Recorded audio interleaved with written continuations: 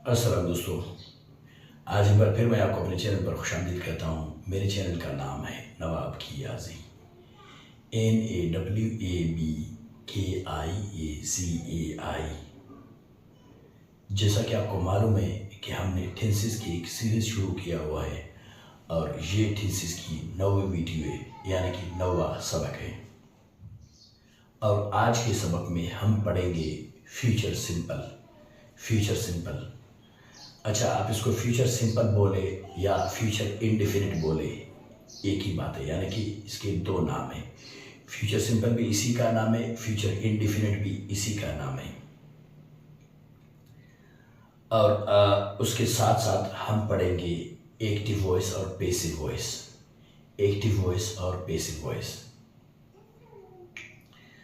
तो अब हम ये देखें कि इसको फ्यूचर सिंपल या फ्यूचर इंडेफिनिट क्यों कहा जाता है।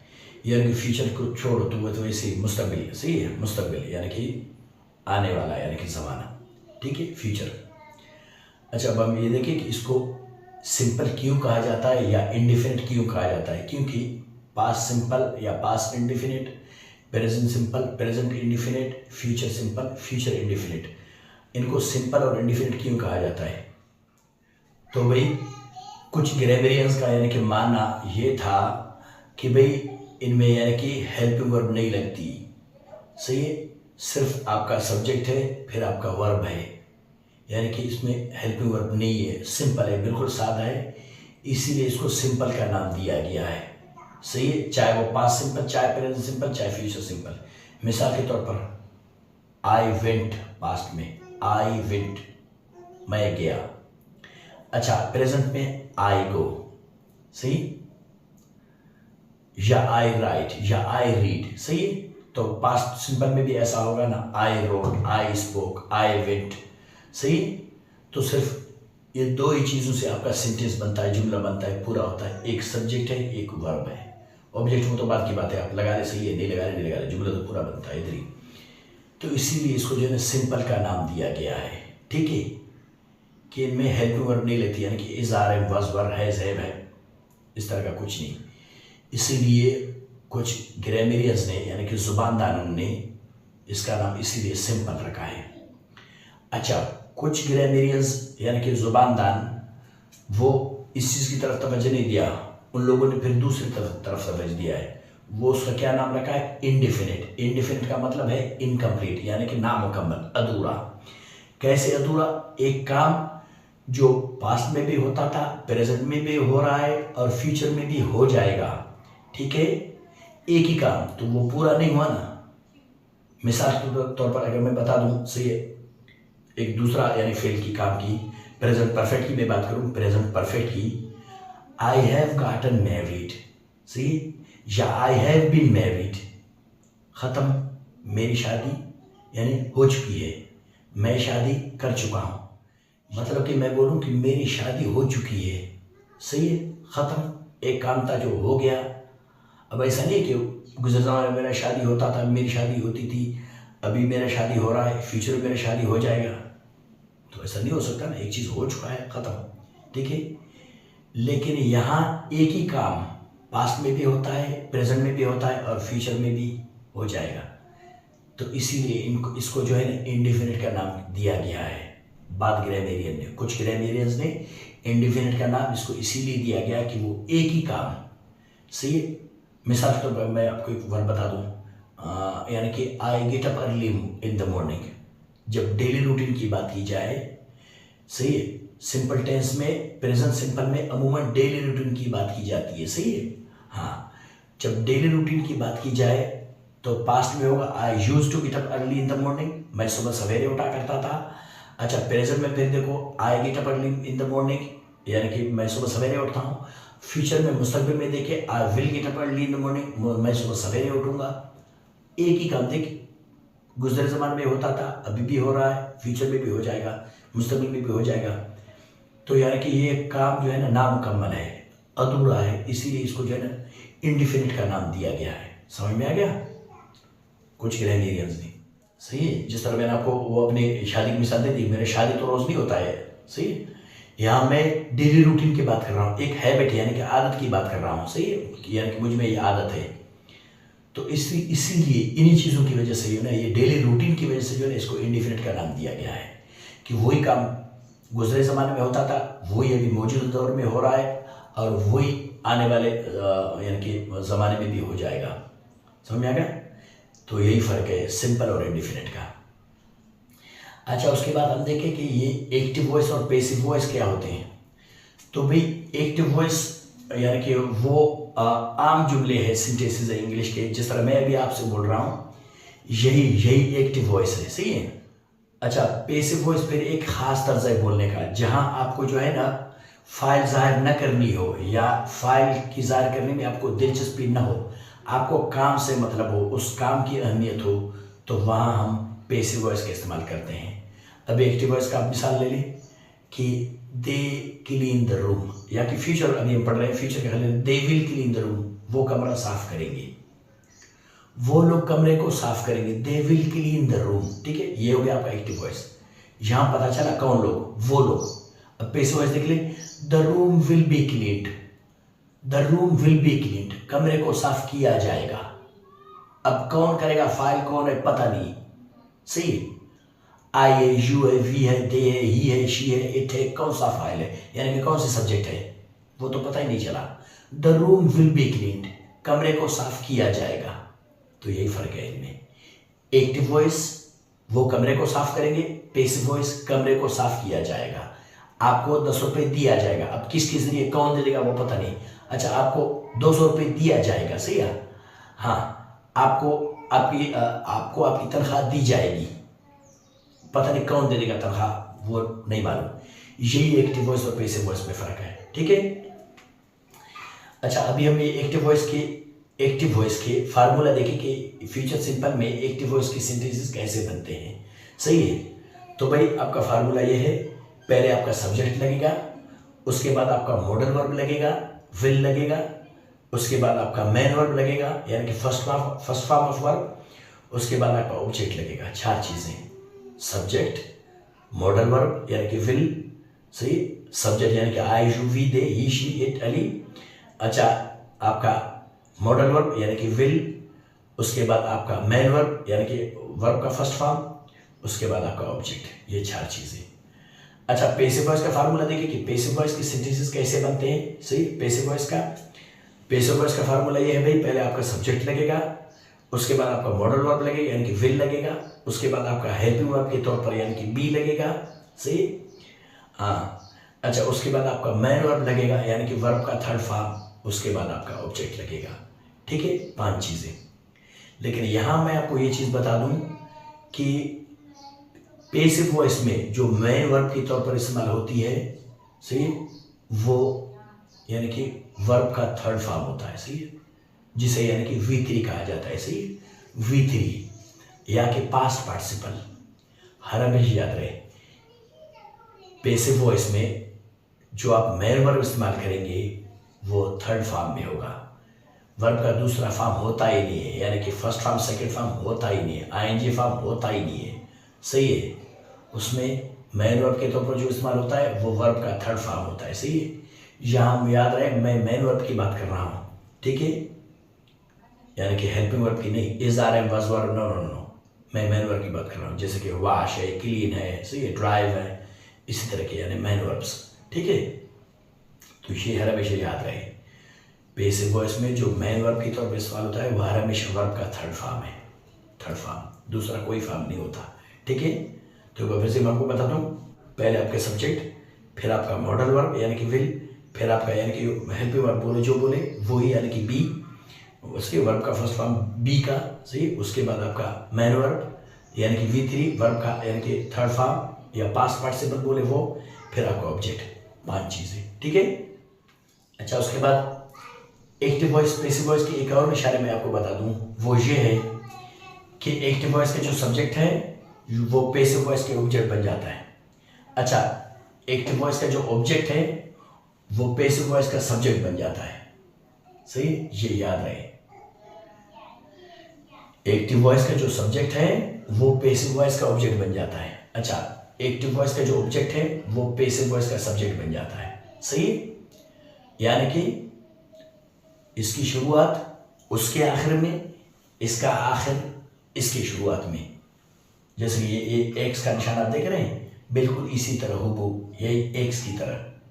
सही, ये एक्टिव वॉइस का सब्जेक्ट है, ये एक्टिव वॉइस का ऑब्जेक्ट है, ये पैसिव वॉइस का सब्जेक्ट है, ये पैसिव वॉइस का ऑब्जेक्ट है। यानी कि ये चीज यहां आ जाती है और ये चीज यहां आ जाती है। समझ में आ गया? यानी कि एक्टिव वॉइस का सब्जेक्ट पैसिव वॉइस के ऑब्जेक्ट बन जाता है। अच्छा, एक्टिव वॉइस का ऑब्जेक्ट पैसिव वॉइस का सब्जेक्ट बन जाता है। सही, तो यही है, यानी कि एक्स का निशान जो मैंने आपको बताया।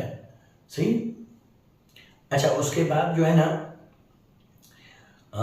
एक और बात बहुत सारे हैं ये इसमें ग्रामर में, मैं बताता रहा हूँ। एक और बात ये चलता रहेगा, ठीक है। तो वो ये है कि यहाँ जो है ना, मैं आपको बता दूं कि एक्टिव वॉइस पैसिव वॉइस में हर हमेशा ट्रांसिटिव वर्ब इस्तेमाल होती है। सही है, इंट्रांसिटिव वर्ब इस्तेमाल नहीं होती। सही है। अच्छा, अब हम ये देखें ये ट्रांसिटिव और इंट्रांसिटिव क्या होते हैं। तो भाई ट्रांसिटिव वर्ब वो वर्ब है जो डायरेक्ट यानी कि सीधा ऑब्जेक्ट ले लेता है बिना प्रीपोजिशन के, वो होता है ट्रांसिटिव वर्ब। अच्छा, इंट्रांसिटिव वर्ब वो वर्ब है जो प्रीपोजिशन के थ्रू ऑब्जेक्ट लेता है, यानी कि उसका खुद का ऑब्जेक्ट है ही नहीं। जो ऑब्जेक्ट है वो भी प्रीपोजिशन का है, उसका खुद का ऑब्जेक्ट है ही नहीं। यानी कि सिंपली बोलो, इंट्रांसिटिव वर्ब को ऑब्जेक्ट होता ही नहीं। ट्रांसिटिव वर्ब को ऑब्जेक्ट होता है, इंट्रांसिटिव वर्ब को ऑब्जेक्ट होता ही नहीं। सही है। अगर टूटा फूटा आप उसके साथ ऑब्जेक्ट लगा दे तो वो भी प्रीपोजिशन का ऑब्जेक्ट है, उसका खुद का ऑब्जेक्ट है ही नहीं। समझ में आ गया? मिसाल के तौर पर अभी मैं ट्रांसिटिव वर्ब आपको बता दूं, वो ये आई वॉश द डिशेस या आई क्लीन द रूम। अब देख, आई मेरा सब्जेक्ट हो गया, क्लीन वर्ब हो गया, द रूम हो गया मेरा ऑब्जेक्ट। इसमें प्रीपोजिशन इन ऑन इट ऐसा तो कुछ नहीं है, ये रहा ट्रांसिटिव वर्ब। अब इंट्रांसिटिव वर्ब मैं बता दूं, आई स्लीप एट नाइट। अब देख, इसमें इट आ गया। अगर मैं ऑब्जेक्ट लगाना चाहूं, देख, I sleep at night, I sleep on the bed, I sleep in the bed, I go to market, I come from the market. सही है। अब देख, यहां in, on, at, to, from ये सारे प्रीपोजिशन से। सही है, तो ये इस्तेमाल हो सकते हैं इनमें। हाँ, प्रीपोजिशन के बगैर नहीं हो सकता। मतलब आप बोले कि आई स्लीप नाइट गलत है, आई स्लीप बेड गलत है, आई गो मार्केट गलत है, आई कम मार्केट गलत है। इसमें to, in, on, in, from इस तरह का लगता है। इसे प्रीपोजिशन फिर इसके सेंटेंसेस बनते हैं। तो इसी तरह के वर्बों को, सही, इन्हीं तरह के वर्ब्स को इंट्रांसिटिव वर्ब्स कहा जाता है। तो यही वर्ब जो है ना इस्तेमाल नहीं हो सकते एक्टिव वॉइस और पैसिव वॉइस में। ट्रांसिटिव वर्ब हो सकते हैं जो मैंने आपको पहले बताया कि आई क्लीन द रूम, सही, या I wash the dishes, I drive a car, इस तरह के हो सकते हैं। सही, यही स्लीप, गो, कम, इस तरह के वर्ब इस्तेमाल नहीं होते। सही। अच्छा, यहाँ मैं आपको एक बात बता दूं, वो ये है कि कभी कभी ऐसा होता है कि एक ही वर्ब दोनों काम करता है, कभी ट्रांसिटिव या फॉर्म का काम करता है, कभी इंट्रांसिटिव फॉर्म का भी काम करता है। ऐसे वर्ब्स भी होते हैं। सही है। जाहिर है वो तो आपके यानी कि उसके ऊपर डिपेंड करता है ना, कंटेक्स्ट के ऊपर, यानी कि आप उसको कहाँ इस्तेमाल कर रहे हो, ट्रांसिटिव के तौर पर इस्तेमाल कर रहे हो या इंट्रांसिटिव वर्ब के तौर पर इस्तेमाल कर रहे हो, या कि आप उस सेंटेंस को आप देख लो कि वो ट्रांसिटिव फॉर्म के तौर पर इस्तेमाल हुआ है या इंट्रांसिटिव फॉर्म के तौर पर इस्तेमाल हुआ है वो वर्ब। सही है। हाँ, अमूमन ऐसा नहीं है, अमूमन वही है वर्ब्स या तो ट्रांसिटिव होते हैं या इंट्रांसिटिव वर्ब होते हैं, लेकिन कुछ वर्ब्स होते हैं जो ट्रांसिटिव वर्ब काम करते हैं, इंट्रांसिटिव वर्ब का भी काम करते हैं। जैसे कि फ्लाई है, फ्लाई। अब मैं बोलूँ आई am flying a kite, I am flying a kite, मैं पतंग उड़ा रहा हूँ, ये यहाँ ट्रांसिटिव का काम कर रहा है। सही, क्योंकि इसका ऑब्जेक्ट है I am flying a kite. अच्छा, इंट्रांसिटिव का मैं बोलूँ अब the birds are flying, the birds are flying, तो आपका जुमला तो इधर ही पूरा हो गया। आगे क्या बोलना है, परिंदे उड़ रहे हैं, बस। अच्छा, अगर आप बोलेंगे कि आसमान में उड़ रहे हैं तो उसके लिए फिर आपको प्रीपोजिशन लगाना पड़ेगा, in the sky, the birds are flying in the sky. अब ये प्रीपोजिशन लगा इसको, इसीलिए जो है ना ये इंट्रांसिटिव वर्ब बन गया। अब इसको जो है ना आप यानी कि उसमें इस्तेमाल नहीं कर सकते पैसिव वॉइस में। क्यों इस्तेमाल नहीं कर सकते?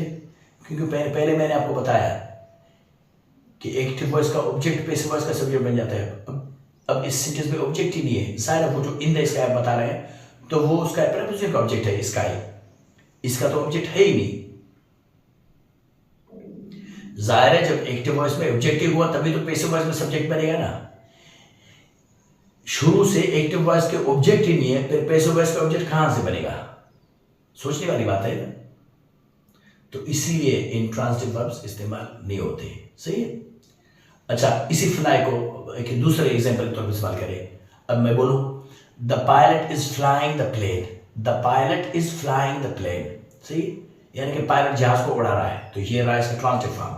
सही, प्लेन उसका हो गया। अच्छा, अब मैं इसका इंट्रांसिटिव फॉर्म बता दूं, वो ये the plane is flying, the plane is flying, जहाज उड़ रहा है। यही में फर्क है, उड़ना इंट्रांसिटिव, उड़ाना ट्रांसिटिव। सही, हाँ, जहाज को उड़ा रहा है वो ट्रांसिटिव है, उसका जो है ना वो जहाज को यानी कि उसका ऑब्जेक्ट है। अच्छा, जहाज खुद उड़ रहा है, इसका ऑब्जेक्ट है ही नहीं। सही, अगर आप उसको जो है ना जोरी वो लगा लेंगे, क्या बोलते हैं, ऑब्जेक्ट लगा लेंगे, तो वो प्रीपोजिशन के थ्रू होगा।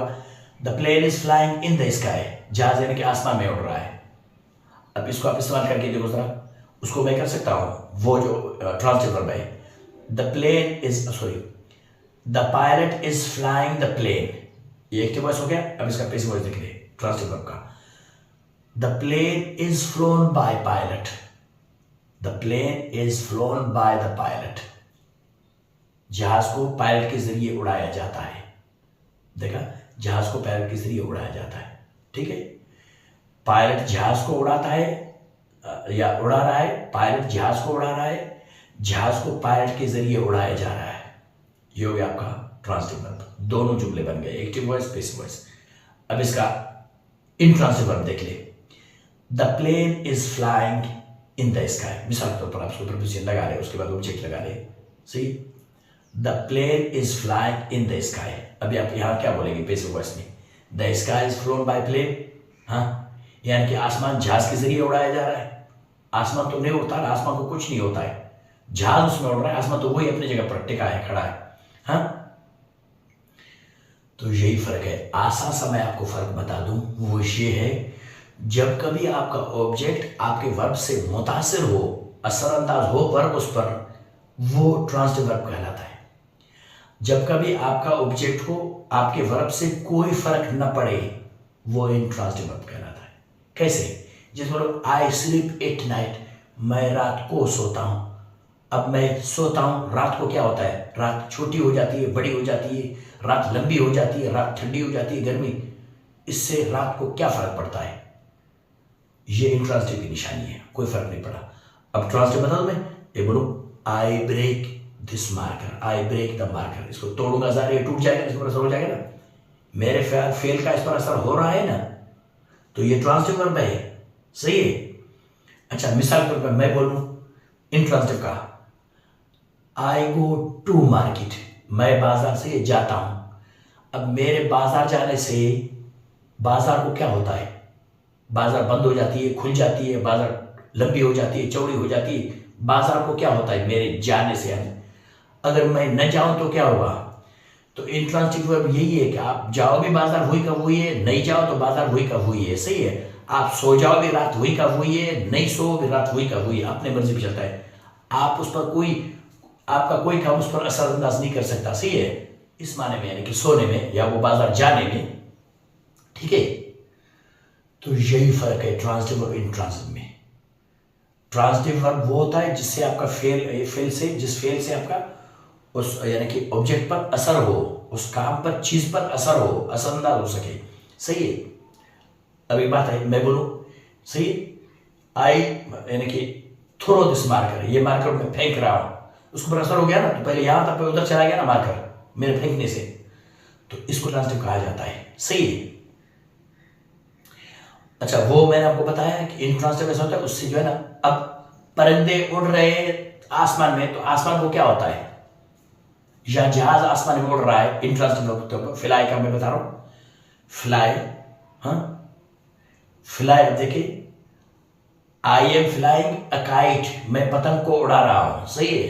अब वो यहां जहां ट्रांसलेट में देख, पतंग उड़ा, मैं नहीं उड़ाता तो वो पतंग नहीं उड़ता, वो मेरी वजह से उड़ रहा है, मेरे काम की वजह से वो पतंग उड़ रहा है, इसको बोलते हैं ट्रांसलेट फॉर्म। अब मैं बोलूं द बर्ड्स आर फ्लाइंग, परिंदे उड़ रहे हैं। अब जोरी आप उसको ऑब्जेक्ट लगा तो इन द स्काई, आसमान में। अच्छा, अगर परिंदे नहीं उड़ते तो आसमान को क्या होता, क्यों आसमान काला हो जाता, पीला हो जाता, नीला हो जाता, क्या होता, आसमान छोटा हो जाता, बड़ा हो जाता, आसमान जख्मी हो जाता, आसमान टूट जाता, क्या होता परिंदों के उड़ने से, कुछ नहीं होता। तो इसीलिए आपके काम के करने से चीज वही का वही है, अपने हिसाब पर है, आपका उस पर कोई कुछ भी असरअंदाज नहीं हो सकता, इसको इंट्रांसिटिव वर्ब कहा जाता है। ये याद रहे, बहुत बड़ी निशानी मैंने आपको बताई, सही है, कोई उस्ताद शायद आपको नहीं बताया होगा, ये याद रहे, सही है। तो यही फर्क है ट्रांसटिव और इंट्रांसटिव में। और मैंने आपको बताया पहले कि क्यों इस्तेमाल यूज होता है, इस्तेमाल इसलिए होता है क्योंकि इंट्रांसटिव वर्ब का ऑब्जेक्ट ही नहीं है, ऑब्जेक्ट ही फिर आप उसको एक्टिव वॉइस में तो इस्तेमाल करोगे, फिर पैसिव वॉइस में क्या इस्तेमाल करोगे, नहीं होता है ना, क्योंकि एक्टिव वॉइस में ऑब्जेक्ट ही होगा तभी तो पैसिव वॉइस का सब्जेक्ट बनेगा ना, सही है। सारे आसान सी बातें ना, पहले बीवी होगी फिर बच्चे होंगे ना, बीवी नहीं है फिर बच्चे कहां से होंगे, तो यही है कि फर्क है, सही है। तो मैं उम्मीद करता हूं आप समझ गए होंगे इंशाल्लाह। मैं इतना बोल के मैं खुद थक गया, जो ना मेरा दिल लटक रहा है कमजोरी की वजह से। खैर, अच्छा, उसके बाद आखिरी बात मैं आपको बता दूं, वो ये है कि सेंटेंस की फॉर्म्स यानी कि शक्ल मैं आपको बता दूं, सही है। सेंटेंस की वो किस्म नहीं है कि जो ऑब्जेक्टिव है, इंपेरेटिव है, डिक्लेरेटिव है, सही है, रिक्वेस्ट है, कमांड्स में क्या क्या वो 4-5 है, वो नहीं। यहाँ सेंटेंस एक ही है, उसकी शक्ल मैं आपको बता रहा हूँ कि वो कितनी शक्ल की होती है, 4 शक्ल की होती है, सही है। कैसे सेंटेंस एक ही है, उसका सब्जेक्ट एक ही है, वर्ब एक ही है, ऑब्जेक्ट एक ही है, फिर भी वो यानी कि जुमलों में हेर फेर होता है। तो इनको जो है आप उसको जो है ना सेंटेंस की फॉर्म्स समझ ले, शक्ल समझ ले। Positive sentence, negative sentence, interrogative sentence, interrogative negative sentence, समझ में आ गया। Positive sentence, negative sentence, interrogative sentence, interrogative negative sentence, समझ में आ गया। जैसे हम देखिए यहाँ, ये पॉजिटिव सेंटेंस, ये नेगेटिव सेंटेंस, ये इंटरॉगेटिव सेंटेंस, ये इंटरॉगेटिव नेगेटिव, यानी कि ये पॉजिटिव का सॉरी एक्टिव वॉइस का पॉजिटिव, पैसिव वॉइस का पॉजिटिव, एक्टिव वॉइस का नेगेटिव, पैसिव वॉइस का नेगेटिव, एक्टिव वॉइस का इंटरॉगेटिव, पैसिव वॉइस का इंटरॉगेटिव, एक्टिव वॉइस का इंटरॉगेटिव नेगेटिव, पैसिव वॉइस का इंटरॉगेटिव नेगेटिव, सही है। तो अब चलते हैं एग्जांपल्स की तरफ ताकि हम उनको पढ़े और आसानी से समझ सके, सही। अच्छा, जो चीज़ मैंने आपको बताई कि एक्टिव वॉइस का सब्जेक्ट पैसिव वॉइस का ऑब्जेक्ट बन जाता है और पैसिव वॉइस का सब्जेक्ट पैसिव वॉइस का ऑब्जेक्ट एक्टिव वॉइस का सब्जेक्ट बन जाता है। कैसे? अब ये एक्टिव वॉइस का सब्जेक्ट है, ये कहाँ आ जाती है, यहाँ, ये पैसिव वॉइस का ऑब्जेक्ट बन जाते हैं। एक्टिव वॉइस का सब्जेक्ट पैसिव वॉइस का ऑब्जेक्ट बन जाता है, तो ये सारे यही है, सही है। इनका मैं बात बताता हूँ। अच्छा, एक्टिव वॉइस का ऑब्जेक्ट ये है, ये पैसिव वॉइस का सब्जेक्ट बन जाता है, पैसिव वॉइस की शुरुआत में लगता है, यानी कि इसकी शुरुआत उसके आखिर में, उसका आखिर इसकी शुरुआत में, सही है। देखिए ये वही एक्स का निशान ऐसे हो जाता है, ऐसे हो जाता है, सही है, कट मार्क की तरफ। तो ये मैंने आपको बताया, सही है। अच्छा, फिर इसमें मैंने बहुत सारे सब्जेक्ट्स एक साथ लिखे क्योंकि इनके हर एक सब्जेक्ट के साथ अलग अलग एक सेंटेंस बनाना पड़ता है, तो वह बोर्ड पे मतलब जगह नहीं होती, इसीलिए मैंने जो है ना इनको यानी मुख्तसर करके ये सारे सब्जेक्ट्स मैंने लिखा है, उसके साथ फिर मैंने जो है ना एक सेंटेंस बनाया है, बस, ठीक है। और इनका भी यही केस है, यानी कि पैसिव वॉइस का देख, आई मी बन जाती है, यू तो वैसे ही यू है, सब्जेक्ट ऑब्जेक्ट दोनों केसेस में। अच्छा, वी पर फिर अस बन जाता है ऑब्जेक्ट केस में, दे फिर दिम बन जाता है ऑब्जेक्टिव केस में, ही फिर हिम बन जाता है, शी हर बन जाती है, इट वैसे ही इट है, अली वैसे ही एक नाम है, मैंने लिखा है अली इजाफी नाम, सही है। अमूमन मशहूर यानी कि सब्जेक्ट जानता था, ये नाम तो वैसे ही मैंने लिखा है, सही है। तो मैं पढ़ूंगा इनको वो हिसाब से जो आप सोच रहे हैं, यानी इनके हर एक के साथ अलग एक सेंटेंस बनाऊंगा मैं, ठीक है। लिखा है खाली मैंने ऐसे ही है, सही, यानी कि वो बोर्ड पर जगह लेने के लिए, ज़्यादा जगह बोर्ड पर जगह हो जाए, सही है। अब देखिए, हाँ मैं पढ़ूँ, I will speak English, you will speak English, we will speak English, they will speak English, he will speak English, she will speak English, it will speak English, Ali will speak English। ये रहा आपका active voice. अब इसका passive voice पढ़ लूँ। English will be spoken by me, English will be spoken by you. अच्छा ये याद रहे, ये यहाँ तक आपका जो है पैसिव वॉइस पूरा हो जाता है। अब ये आपके ऊपर है कि आप जो है वो ऑब्जेक्ट जाहिर करे या ना करे, सही है। हमारा मकसद यहाँ तक होता है, सही है। English will be spoken, English बोला जाएगा। किसके जरिए बोला जाएगा वो बात की बात है, वो आप लगा ले, ठीक है, नहीं लगा ले, सही है। लेकिन ये इनके हर एक के साथ अलग एक सेंटेंस बनाना पड़ता है। ये नहीं कि आप भी मेरी तरह ये सारा लिख लो, फिर खराब हो जाती है ना। मैं पढ़ लूँ। English will be spoken by me, English will be spoken by you, English will be spoken by us, English will be spoken by them, English will be spoken by him, English will be spoken by her, English will be spoken by it, English will be spoken by Ali. ये आपका हो गया positive sentence, ये active voice और passive voice दोनों का future simple में, ठीक है। अच्छा यहाँ मैं आपको एक बात बता दूं कि वो जो ये मॉडल वर्ब विल, सही है, विल। अच्छा ये आई और वी के साथ पुराने ज़माने में आई और वी के साथ शल लगता था, शल, SHAL, सही, शल लगता था पुराने ज़माने में। अभी तो नहीं होता है, अभी सबके साथ जो है ना विल लगता है। क्यों? शल जो है ना ब्रिटिश इंग्लिश है। हाँ हो सकता है कागजी कार्रवाई में, सरकारी दफ्तर वगैरह में हो सकता है इसकी ज़रूरत पड़े, लेकिन अमूमन आजकल जो है ना प्रिवेलिंग है, जो आम है, वो अमेरिकन इंग्लिश है। सिर्फ अमेरिकन इंग्लिश में सिर्फ विल ही होता है, शल मल कुछ नहीं होता। हाँ ब्रिटिश इंग्लिश में आई वी के साथ शल लगता है, यानी कि I shall speak English, we shall speak English, बाकी सबके सब विल। लेकिन अमेरिकन में सब सारे सब्जेक्ट साथ, चाहे आई है, चाहे यू, चाहे वी, चाहे दे, चाहे ही, चाहे शी, चाहे इट, चाहे अली, सबके साथ विल, जिस तरह मैंने पहले पढ़ा, सबके साथ विल, ठीक है। तो ये याद रहे।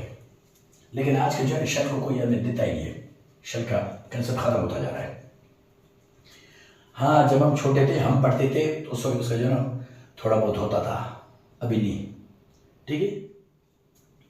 अच्छा अभी मैं वो पॉजिटिव था, अब मैं नेगेटिव पढ़ लूँ ज़रा। अच्छा नेगेटिव निशानी ये है कि फिर ये यहाँ विल नॉट बन जाती है, सिर्फ विल के बाद नॉट लगता है नेगेटिव सेंटेंस बनाने के लिए, उसके बाद आपका मेन वर्ब है, फिर आपका ऑब्जेक्ट है, ठीक है।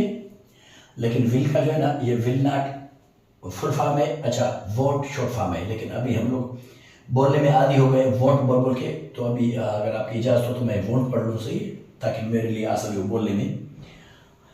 I won't speak English, you won't speak English, we won't speak English, they won't speak English, he won't speak English, she won't speak English, it won't speak English, Ali won't speak English। ये रहा आपका active voice, negative sentence, active voice. अब मैं negative sentence passive voice पढ़ूंगा। ये देख, ये English, अच्छा विल नॉट का वही वोंट यहाँ भी सही है। English won't be spoken by me, English won't be spoken by you, English won't be spoken by us, English won't be spoken by them, English won't be spoken by him, English won't be spoken by her, English won't be spoken by it, English won't be spoken by Ali। ठीक है, clear? ये रहा आपका negative sentence. अब मैं इंटरॉगेटिव sentence पढ़ूं, active voice और passive voice दोनों के, सही है। इंटरॉगेटिव निशानी ये है कि इसका जो है ना, ये मॉडल वर्ब शुरू में लगता है, विल शुरू में लगता है, उसके बाद सब्जेक्ट लगता है, उसके बाद जो है ना मेन वर्ब लगता है, उसके बाद ऑब्जेक्ट, सही है। एक निशानी है। दूसरा निशानी है कि इंटरॉगेटिव सेंटेंस को सवालिया निशान लगता है, इस पर देखिए, ये सवालिया निशान है, ये क्वेश्चन मार्क है, क्वेश्चन मार्क, सही। अच्छा नेगेटिव और पॉजिटिव को फुल स्टॉप लगता है, फुल स्टॉप सही है, फुल स्टॉप। लेकिन इंटरॉगेटिव को सवालिया निशान लगता है और इंटरॉगेटिव नेगेटिव को भी सवालिया निशान लगता है, सही है। ये याद रहे, ये दो निशान इसकी, शुरू में इसका विल लगता है, फिर सब्जेक्ट लगता है, आखिर में उसका जो है क्वेश्चन मार्क लगता है, ठीक है। मैं पढ़ लूँ इसका active voice. Will I speak English? Will you speak English? Will they speak?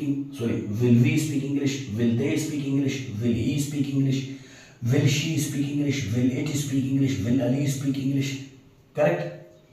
अच्छा मैं इसका पैसे पढ़ लूँगी। Will English be spoken? See, by me. Will English be spoken by you? Will English be spoken by us? Will English be spoken by them? Will English be spoken by him? Will English be spoken by her? Will English be spoken by it? Will English be spoken by Ali? Correct? अब मैं इसका जो है ना इंटरॉगेटिव negative पढ़ लूँ, सही है। अच्छा इंटरॉगेटिव में कैसा था, सिर्फ विल लगता था, फिर सब्जेक्ट लगता था, शुरू में विल लगता था, फिर सब्जेक्ट। लेकिन इंटरॉगेटिव नेगेटिव में विल लगता है, फिर नॉट लगता है, उसके बाद सब्जेक्ट लगता है। ये इंटरॉगेटिव नेगेटिव की निशानी है, सही। लेकिन ये ज़्यादा इस्तेमाल नहीं होते, ये बहुत ही कम इस्तेमाल होते हैं, सही है, बहुत अच्छा, लेकिन फिर भी इस्तेमाल तो होते हैं। ज़ाहिर ग्रामर का हिस्सा है, सही, पढ़ाना तो पड़ेगा, अमूमन सब नहीं होता, सही है। अब देख मैं पढ़ लूँ ज़रा इसका active voice. Won't I speak English? Won't you speak English? Won't we speak English? Won't they speak English? Won't he speak English? Won't she speak English? Won't it speak English? Won't Ali speak English? Correct? अच्छा, अभी इसका देखिए passive voice interactive negative का। Won't English be spoken by me? Won't English be spoken by you? Won't English be spoken by us? Won't English be spoken by them?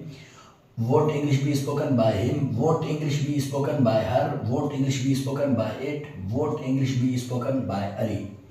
सही, won't मतलब will not, वही मैंने पहले बताया आपको, ठीक है। अच्छा, उसके बाद मैं आपको एक चीज़ बता दूं, वो ये है कि ग्रामर में एक चीज़ है जिसे नियर फ्यूचर कहा जाता है, नज़दीकी मुस्तकबिल। समझ में आ गया? अच्छा, अमूमन फ्यूचर में एक चीज़ आप करोगे या एक चीज़ हो जाएगा, वो पता नहीं कब हो जाएगा, लेकिन ये नियर फ्यूचर यहाँ ऐसा है कि इसका नज़दीकी अभी भी इम्कान है, होने वाला है, यानी कि उर्दू में हम बोलते हैं होने वाला है, होने वाली है फिलहाल चीज़, या दुकान खुलने वाला है, या बाज़ार बंद होने वाली है, सही है, या मेरे रिश्ता की शादी होने वाली है, सही है।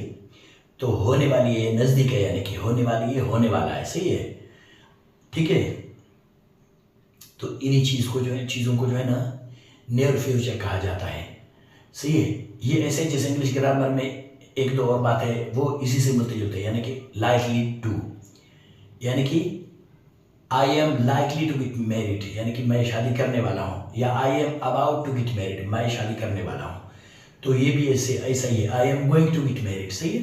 तो ये गोइंग टू जो है ना नियर फ्यूचर कहलाया जाता है, सही है। तो मैंने एक एग्जांपल लिखा हुआ है, वो मैं पढ़ लूँ ताकि आसानी से आपको समझ आ सके। ये फ्यूचर प्लान्स को ज़ाहिर करता है, मंसूबे को ज़ाहिर करता है, सही है। मुस्तकबिल के मंसूबे आप बनाते हैं वो ज़ाहिर करता है। अब इसका एग्जांपल देखें, we are going to go to Khuzdar, हम खुजदार जाने वाले हैं। अब यहाँ बोले we are going to go to Khuzdar, वही है we are likely to go to Khuzdar, सही है। We are about to go to Khuzdar एक ही है, ठीक है। हाँ, लेकिन इन्हीं चीज़ को जो है ना, ये गोइंग टू को जो है ना नियर फ्यूचर कहा जाता है। लेकिन यहाँ गोइंग टू का मतलब नहीं कि वो सच कुछ जा रहा हूँ, यहाँ इसका मतलब होता है होने वाला है, होने वाली है, करने वाला हूँ, सही है, करने वाला हूँ, करने वाली है, करने वाले हैं, सही है। वाला यानी कि वाला वाली उसमें आता है, सही है, उर्दू में, सही है। ये इनमें फ़र्क है। अच्छा, एक और चीज़ है इंग्लिश में, वो ये है कि प्रेजेंट कंटिन्यूस के जुमले कभी कभी फ्यूचर की मीनिंग देते हैं, सही है। प्रेजेंट कंटिन्यूस के जुमले कभी कभी फ्यूचर की मीनिंग देते हैं। जब आप उनमें जो है ना एक फिक्स टाइम मुकर्रर वक्त तयन करें, तो वहाँ आप जो है ना प्रेजेंट कंटिन्यूस को फ्यूचर के तौर पर, फ्यूचर सिंपल के तौर पर इस्तेमाल किया जा सकता है। कैसे? जैसे मैं एग्जाम्पल पढ़ लूँ अभी, we are going to Khuzdar next week, अब ये फिक्स टाइम है। We are going to Khuzdar next week, ये अरेंजमेंट है, सही, ये हमने अरेंजमेंट किया हुआ है कि हम जाएंगे। क्यों? वक्त का तयन हो गया है, नेक्स्ट वीक, अगले हफ्ते को हम खुजदार जा रहे हैं, सही। तो सिर्फ एक ही सेंटेंस, इस तरह के बहुत सारे सेंटेंस बन सकते हैं, सही है, जो फ्यूचर का मीनिंग दे सकते हैं। लेकिन आपको जो है ना वहाँ टाइम टेबल लगानी होगी, यानी कि तयन वक्त ज़ाहिर करना होगा यहाँ, सही। अब देख, ये प्लान है, ये नियर फ्यूचर देखे, we are going to go to Khuzdar, हम खुजदार जाने वाले हैं, लेकिन कब जाने वाले हैं वो सिर्फ प्लान है, हमारा मंसूबा है, बाकी पता नहीं कब जाने वाले। लेकिन यहाँ फिक्स टाइम मैंने लिखा हुआ है, तो इसीलिए हम प्रेजेंट कंटिन्यूस फ्यूचर मीनिंग के लिए इस्तेमाल करेंगे। वो ये होगा, we are going to Khuzdar next week, हम खुजदार जा रहे हैं अगले हफ्ते को, सही। तो ये प्लान है, ये अरेंजमेंट है, सही, यही फ़र्क है इनमें, ठीक है। तो उम्मीद करता हूँ आज का सबक आपको समझ आ गया होगा। ज़िंदगी रिपीट कभी किसी नए वीडियो में और नई ग्रेमेटिकल पॉइंट के साथ। तो तब तक के लिए अल्लाह ने के बाद।